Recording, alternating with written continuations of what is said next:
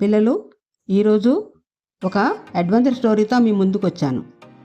కథ పేరు ఈస్టర్ గుడ్ల సేకరణ.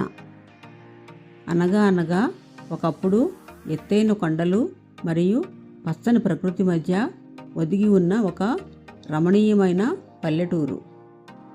ఆ ఊళ్ళో ఎస్టర్ మరియు బెన్నీ అనే పేరు గల ఇద్దరు తోబుట్టువులు నివసించేవారు.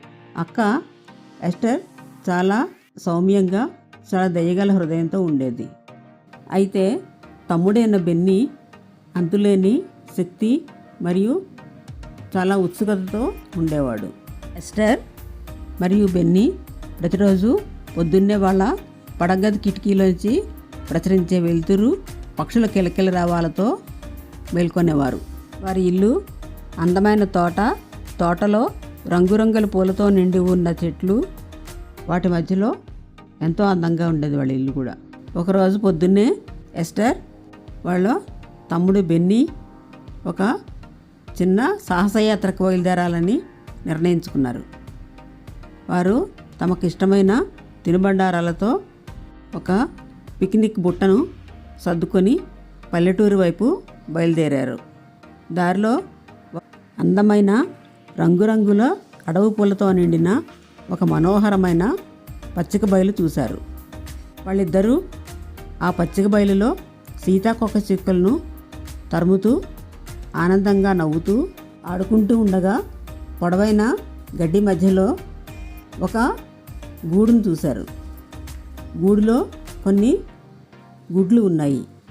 ప్రతి ఒక్క గుడ్డు కూడా నీలం రంగులో, వేర్వేరు రంగులలో చిన్న చిన్న చుక్కలతో నిండి ఉన్నాయి. ఎస్టర్ మరియు బెన్నీ ఆ దృశ్యాన్ని చూసి ఆశ్చర్యపోయారు. వారి కళ్ళతో అద్భుతంతో కూడిన ఈ గుడ్లను జాగ్రత్తగా పరిశీలించారు. తాము నిజంగా చాలా ప్రత్యేకమైన దాన్ని కనుక్కున్నాం అని వాళ్ళకి అర్థమైంది. వారు వాళ్ళ చేతులతో ఆ గుడ్లను సేకరించి అవి క్షేమంగా ఉన్నాయని నిర్ధారించుకుని తిరిగి గూడులో పెట్టారు. ఎస్టర్ మరియు బెన్నీ ప్రతిరోజు పొద్దున్నే ఆ పచ్చిక బయలుకు వెళ్ళి ఆ గుడ్లను ఆతృతగా పరిశీలిస్తూ ఉండేవారు. అవి నెమ్మదిగా పొదగడం ప్రారంభించడాన్ని కూడా గమనించేవాళ్ళు.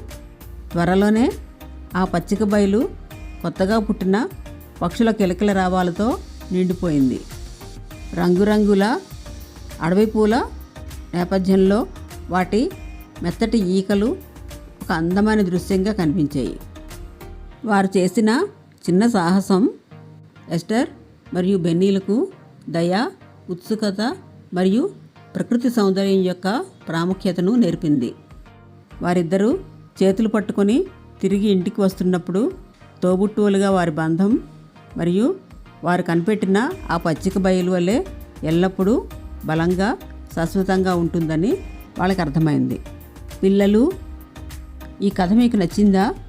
మరిన్ని ఇలాంటి అడ్వెంచర్ కథల కోసం ఛానల్ని సబ్స్క్రైబ్ చేసుకోండి. ఈ వీడియో నచ్చితే లైక్ చేయండి, సబ్స్క్రైబ్ చేయండి, షేర్ చేయండి, కామెంట్ చేయండి.